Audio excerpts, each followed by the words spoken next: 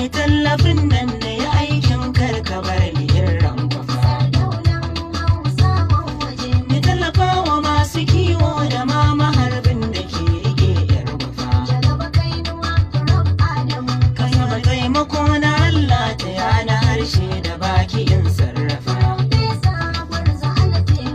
Yadda kake wa mai fatauci da ya ji sanyi ya samu barbar.